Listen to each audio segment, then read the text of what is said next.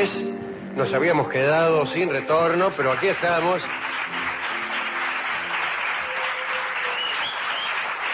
En el Café Tortoni, particularmente en la bodega del Café Tortoni, rodeados de espectros, de fantasmas, de duendes, de trasgos y de bultos que se menean. Se oye la voz de Guillermo Stronati. Auspician La venganza será terrible, Swiss Medical Group. Protéjase en serio. Provincia Seguros. Para nosotros, lo imprevisible es algo previsible. Su apuesta contribuye a los planes sociales y trasplantes de órganos. Lotería y casinos de la provincia de Buenos Aires. Movicom, con el respaldo de Belsau. Para nosotros, la fiebre. ¿Se acuerda de eso? Qué lindo. Pero no es para nosotros, es para los otros. ¿Cómo era eso? A ver si me acuerdo un cachito. Parece total. Para los otros la fiebre, el sudor y la agonía. Para mí son 4 varas antes de clarear el día. Manuel Flores va a morir, eso es moneda corriente.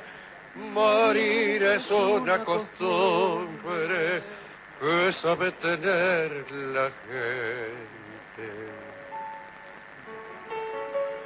Bueno, otro día la cantamos. Qué linda esa. Se la podemos pedir al sordo. Bueno, después se la pedimos al sordo. Tiene letra de Borges. Pero usted me decía... No, le decía Stronati, que vamos a que vamos a saludar. Salude, Stronati.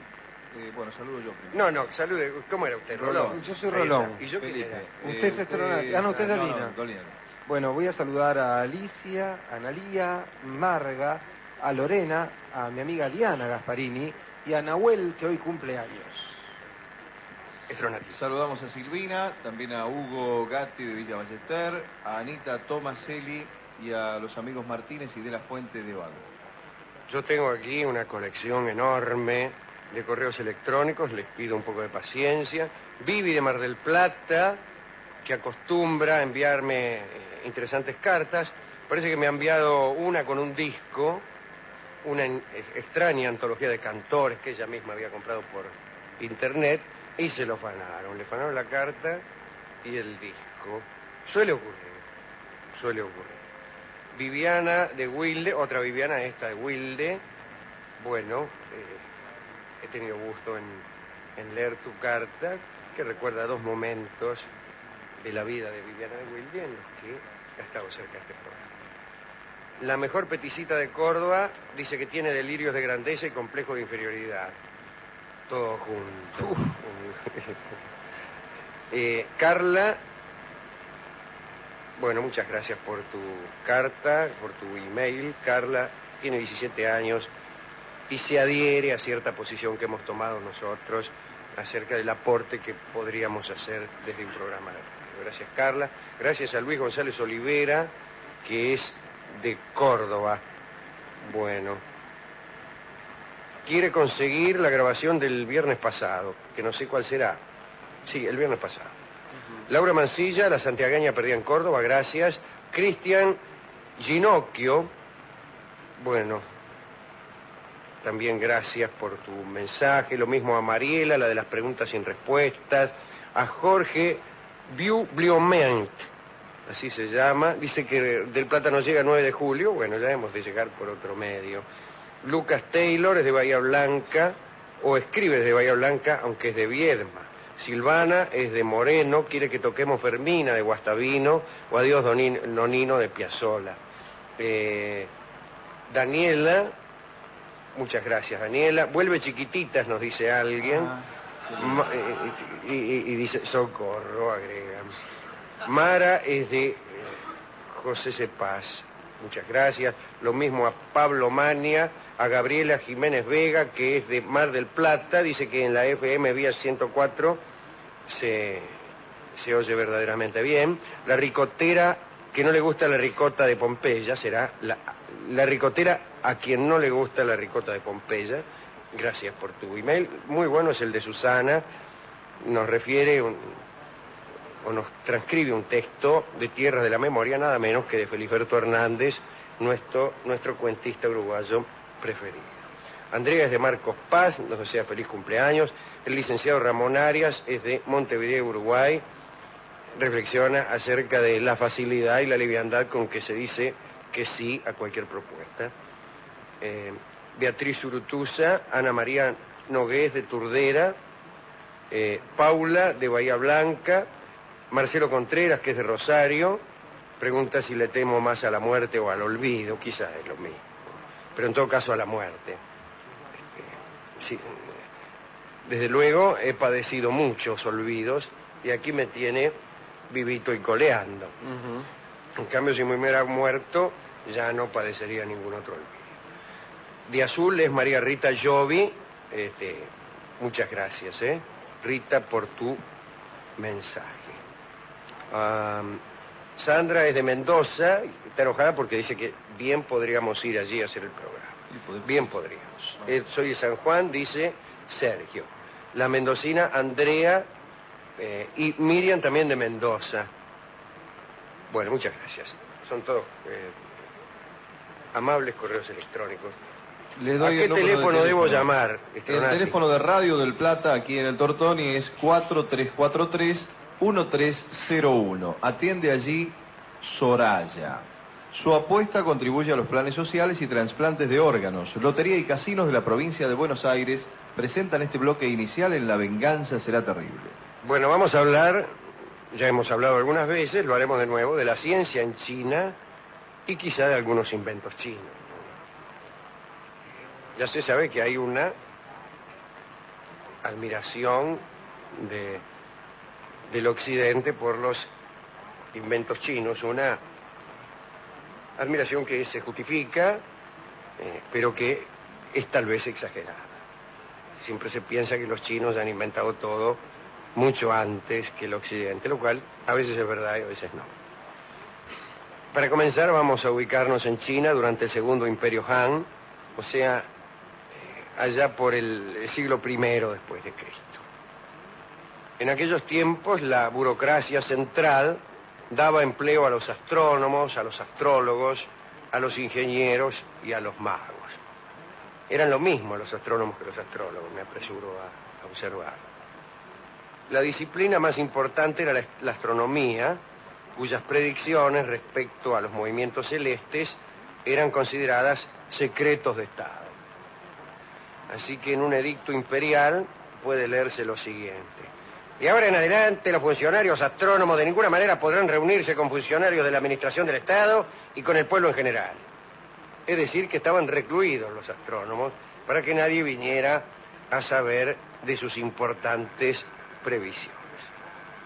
Se presume que la astronomía sirvió principalmente para el estudio de un planeta que los chinos creían invisible y que formaba parte del sistema solar.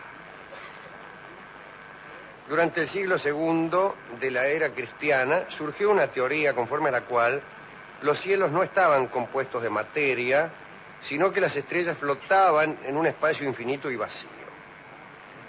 No se ve, es una teoría absurda, ¿verdad? ¿A quién se le va a ocurrir que el espacio es infinito y vacío y que las estrellas flotan allí en lugar de estar colgadas o fijadas a alguna madera o algo, que es como bien sabemos que son las cosas? Un poco antes no de este programa, sino un poco antes del siglo I, o un poco antes del siglo II, ya que estamos hablando del siglo II en el último párrafo, mientras reinaba Wang Mang, el usurpador, es decir, en vez de haber dicho un poco antes, hubiéramos dicho en el año 18 y nos hubiéramos evitado estas fatigosas consideraciones en las cuales todavía navegamos. Hay gente que escribe una página de más con tal de no repetir un qué. Pues en el año 18 había sido inventada una máquina que imitaba el universo. Aparecían suspendidas una serie de estrellas. Gracias a esta máquina se calculaban los movimientos de estas estrellas y se predecían los eclipses. En el siglo III la predicción de eclipses alcanzaba una gran perfección. A finales del siglo IV se llegaba a predecir si un eclipse sería total o parcial. La principal labor de los astrónomos era la regulación del calendario. No solo el ciclo agrícola dependía de la exactitud del calendario, sino que era una costumbre que la aceptación del calendario promulgado por un gobernante se tomara como un símbolo de sumisión por parte del súbdito. 4 funcionarios Han, de la dinastía Han, se ocupaban de los fenómenos celestes. Eran el astrónomo imperial, que se encargaba de las observaciones y, como se ha dicho, el calendario. El astrólogo imperial, ya se ve que no son la misma cosa, cuya tarea era la interpretación y la predicción de la suerte. El meteorólogo imperial, que se ocupaba de las condiciones del tiempo. Y por último, el relojero imperial, que era el tipo que supervisaba las clepsidras y los relojes de agua. Estos eran los funcionarios. Hay que decir que en la civilización china, los inventores y los científicos eran en general miembros de la clase dirigente y no pichicarlitos a sueldo, como solía ocurrir en otras civilizaciones. Ahí no. El tipo podía ser inventor y al mismo tiempo un macanudo, un príncipe o algo. Retrocedamos hasta casi el año 800 a.C. Por aquel entonces los chinos poseían un conocimiento exacto y sumamente desarrollado de la sismología. No es verdad. Ni siquiera hoy tenemos un conocimiento exacto y sumamente desarrollado de la sismología, como que no es posible predecir los terremotos. He ahí una de las cosas que no es posible en nuestra actual civilización. La predicción de terremotos, sí, naturalmente en el año 800 a.C., menos. Se fueron los chinos quienes redactaron una lista completa de los temblores desde el año 780 hasta el 1644 de nuestra era. Yo a eso no le llamaría sismología, sino burocracia.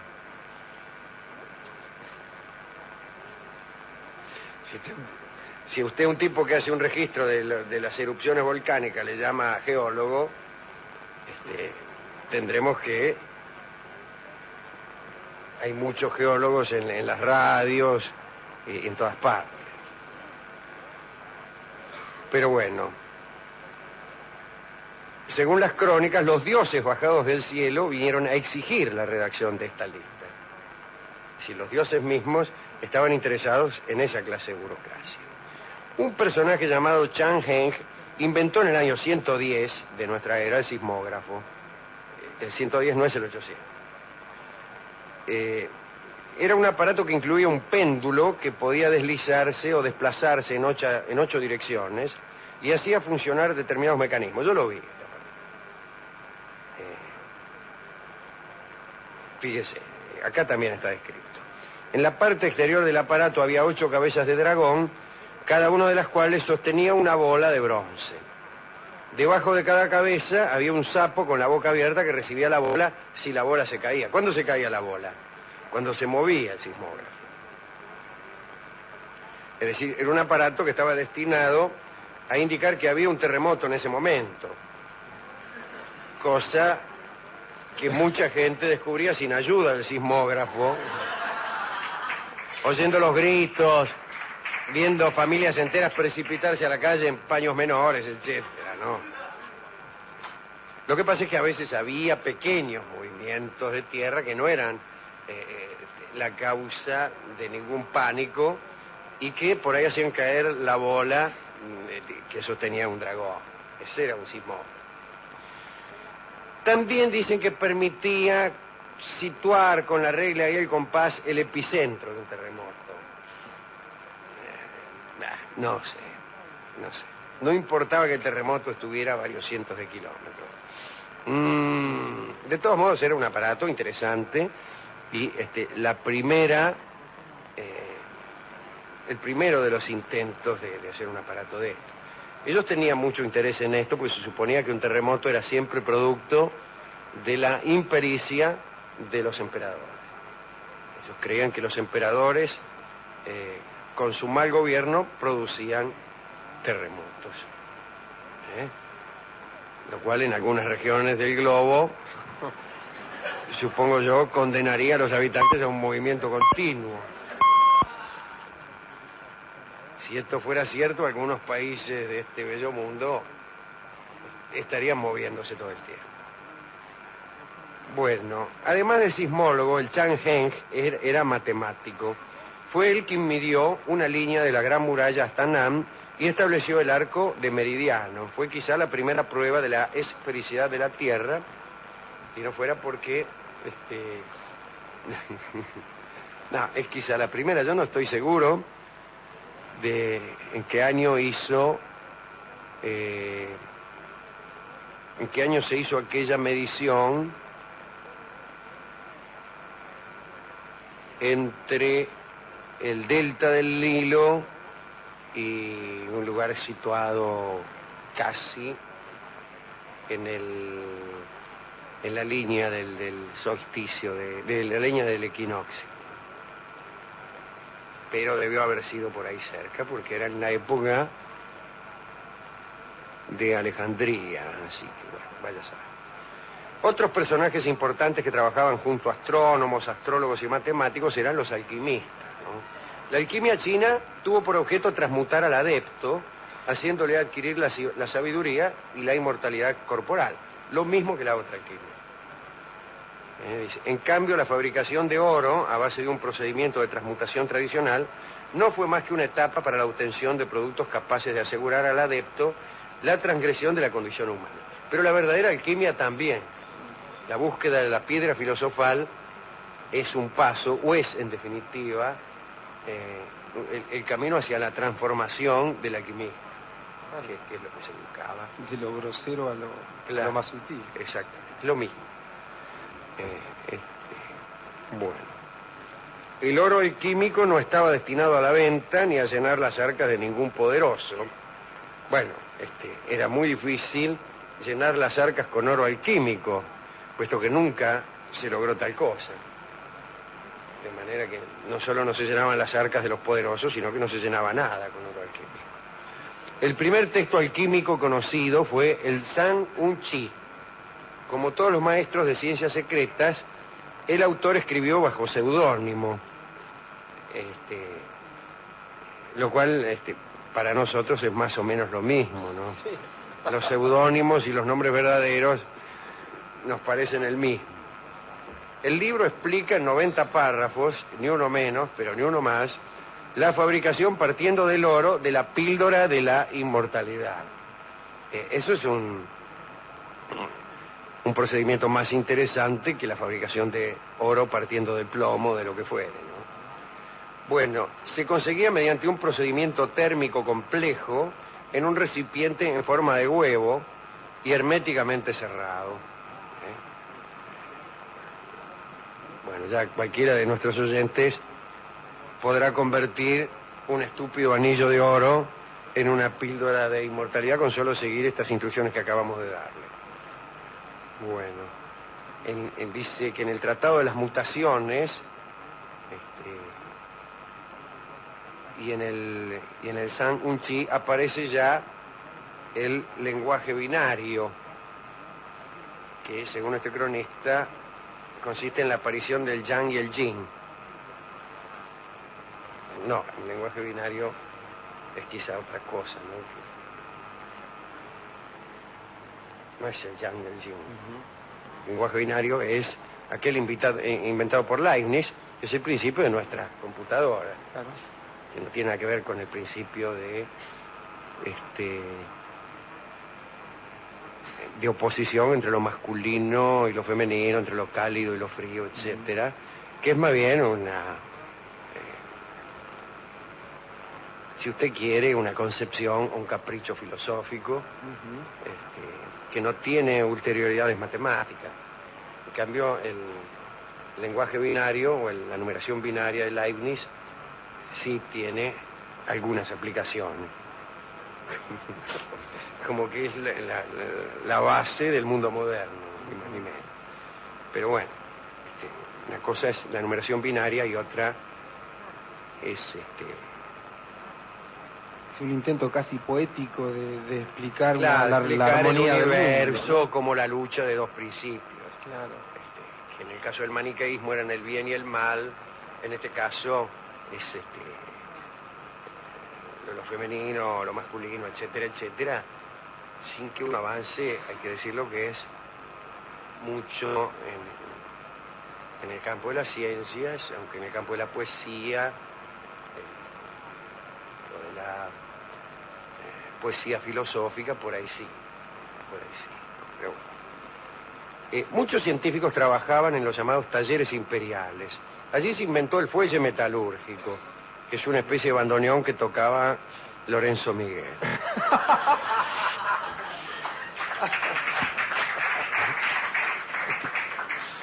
No, el fuelle metalúrgico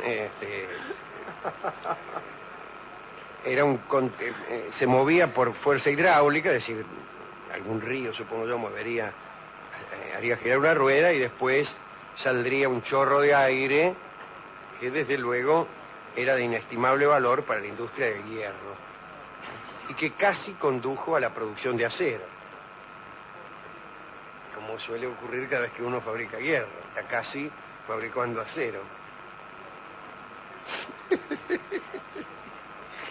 Bueno, el papel es otro invento de estos talleres, ¿no? Realizado por el eunuco Tsai Lung en el año 105. El eunuco Tsai Lung inventó el papel de eunuco. Bueno, el papel cuando se combinó con la imprenta en el Imperio Tang, revolucionó las comunicaciones, dice aquí. El libro impreso más antiguo conocido es el Sutra de Diamante, que data del año 868. Bueno, esta es la imprenta fija. O sea, vos tenés que grabar en piedra una página entera. Pero permite hacer numerosas duplicaciones. Lo que inventó Gutenberg fue la imprenta de tipos móviles. Bueno, pero esto sirvió para hacer muchas copias, especialmente de los libros canónicos del confucianismo, etcétera, ¿no? Y también, según dice el historiador Arthur Cottrell, sirvió para favorecer la difusión de los hábitos higiénicos en toda la sociedad. También en aquellos talleres se inventó la carretilla, y aquí sí que no hay nada que decir. Era una carretilla como las de ahora. El sismógrafo no era gran cosa, pero la carretilla era una carretilla tan buena como las que usted puede comprar en la ferretería Montanari, en la avenida San Martín, antes de llegar a la Barrera en Caseros. Era así. Esa carretilla era buenísima. Bien. Se atribuye la idea a un general Xu en el periodo de los Tres Reinos, generales que inventaban la carretilla. Otro elemento surgido allí fue el estribo, y ese también tuvo mucha influencia, y era el estribo. Un estribo era el estribo, no es que funcionaba mal el estribo, que vos ponías el pie y te caías. No. Y como hemos dicho ya hasta el cansancio, el estribo fue un invento de guerra, antes que nada, porque fue el que permitió que los tipos de a caballo llevaran lanzas y no salieran volando atrás de la lanza. Pues si vos no tenés apoyo y vas arriba de un caballo y tirás un lanzazo, te caes del caballo. En cambio, estribado, ya podés manejar la espada, la jabalina, etcétera, etcétera. Bueno, digamos por último algo acerca de la medicina china. Atención, medicina china. En los primeros siglos de nuestra era, la práctica de la medicina era todavía una ciencia taoísta. Bueno, esto de la alquimia también era taoísta, porque la búsqueda de la inmortalidad fue principalmente un begén de los taoístas. Un berretín taoísta. Pues los budistas no estaban muy interesados en eso. Pero los taoístas sí, ¿no? Incluso ya hemos contado aquí que relacionaban mucho la búsqueda de la inmortalidad con la retención de la simiente masculina y la prolongación de los actos venéreos ad infinitum. Ujú. Y a eso le llamaban inmortalidad, yo creo que con justa razón. Si no la lograban, la merecían.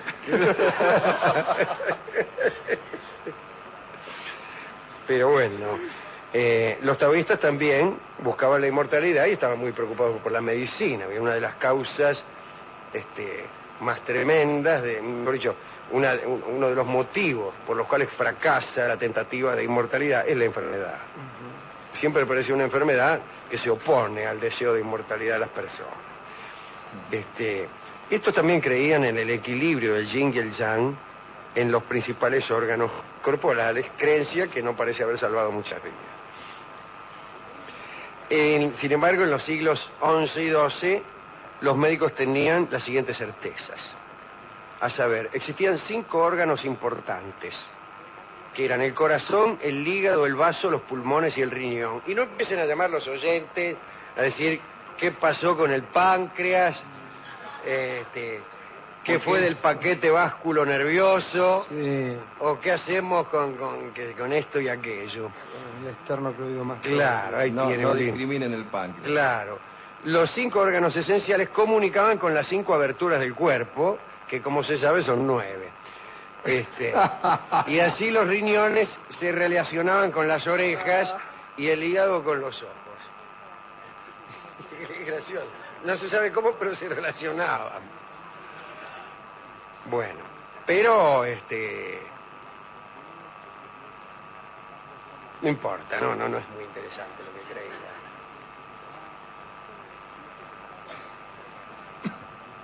Ellos creían en la circulación de los soplos. Yo también creo. Pero decían que había en el cuerpo soplo caliente, soplo frío, soplo seco, soplo húmedo e ígneo. De ese nunca he visto. No. Gente que... El último soplo, quizá. Sí. Que viene con fuego, ¿no? Meteoro. Claro, qué sé yo. Pobre fulano. Dice, Sí.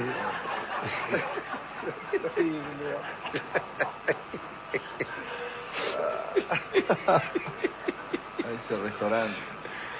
Bueno, también decían que una enfermedad podía tener su origen en un exceso de los 7 sentimientos. Y aquí hay algo de verdad, hay algo relacionado con su ciencia, Rolón. Ujú. Dice que los 7 sentimientos eran la alegría, la cólera, la tristeza, el temor, el amor, el odio y el deseo.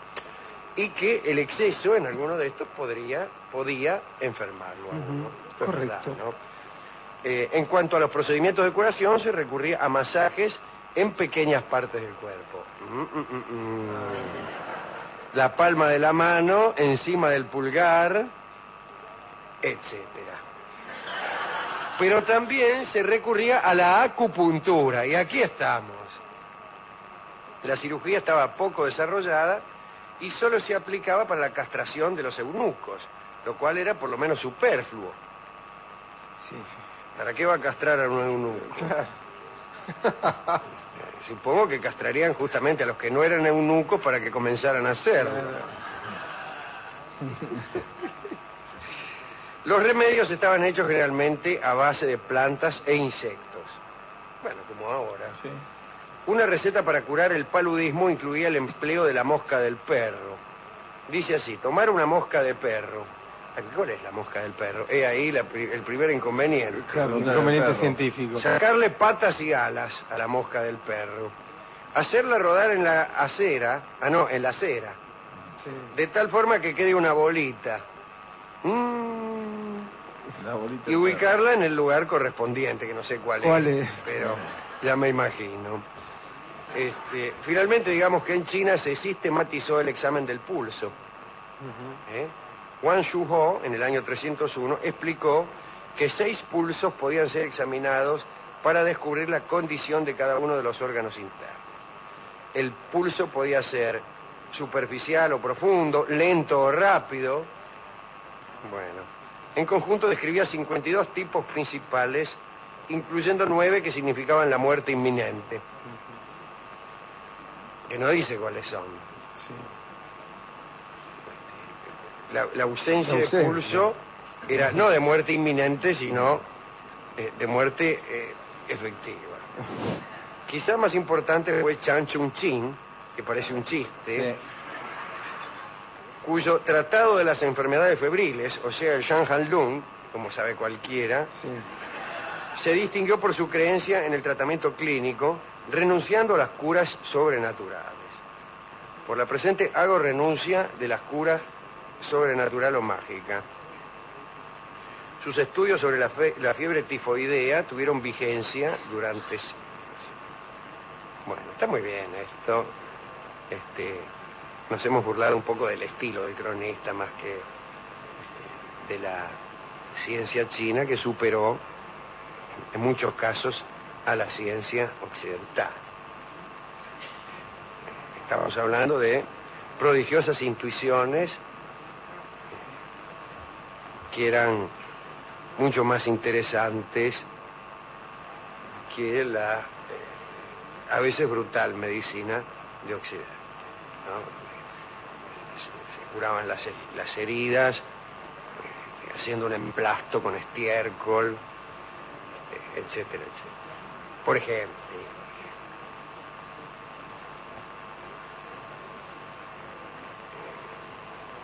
he puesto tendenciosamente el acento sobre una cierta exageración, porque ni el sismógrafo funcionaba muy bien, ni la inmortalidad se lograba, ni tampoco era cosa de ir a la casa de un alquimista a pedir el oro que le había sobrado.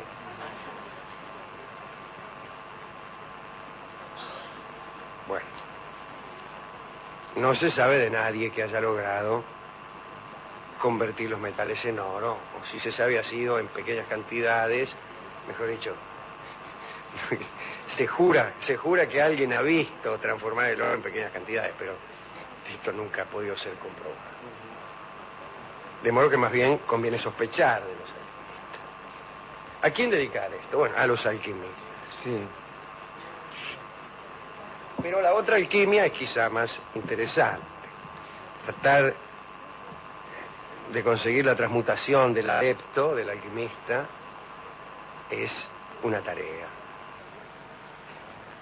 Y tratar de ir más allá de la naturaleza que a uno le ha tocado, también es un sueño que aunque incumplible, que aunque imposible de cumplir, incumplible es una palabra horrorosa, sáquela. Ya Aunque está. imposible de cumplir, es igualmente noble. Y al respecto, toda tarea alquímica debe ser comprendida mediante la alegoría y mediante la metáfora, y no de un modo literal. La transformación del adepto no es la transformación en un ser inmortal y alado, pero sí la transformación de su alma y de su espíritu, y la habilitación a un mundo donde la conciencia sea diferente y el espíritu navegue en aguas más puras. Esa es la transformación. Lo mismo sucede con el arte. Los grandes artistas, los artistas geniales, van más allá, trascienden su disciplina. Un gran pintor, un estupendo pintor, un genial pintor, es también un poeta. Es también un poeta porque va más allá de la mera pintura y su arte nos pone en otra dimensión.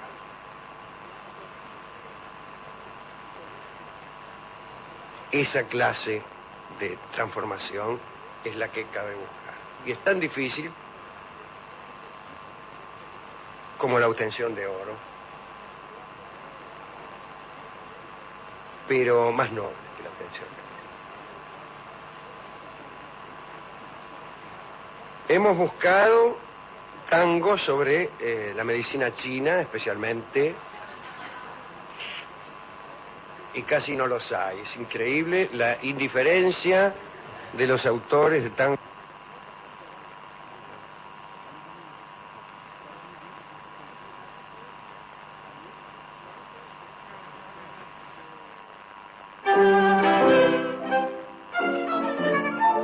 A los chinos darse cuenta de que había un terremoto.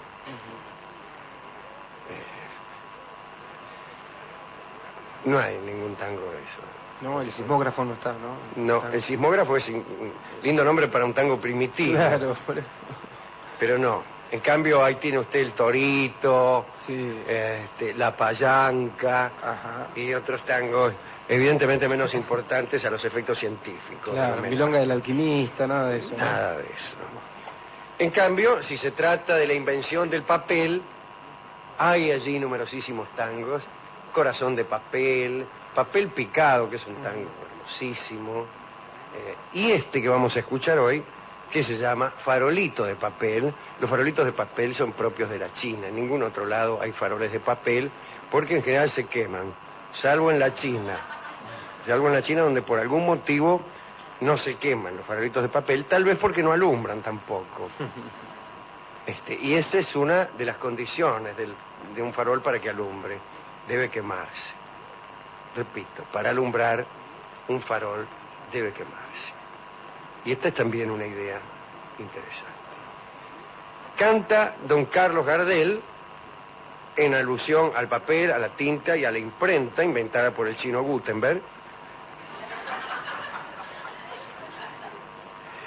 Este bellísimo tango, pero no sé si tan bello como extraño, tango de don Francisco García Jiménez. Adelante, don Carlos.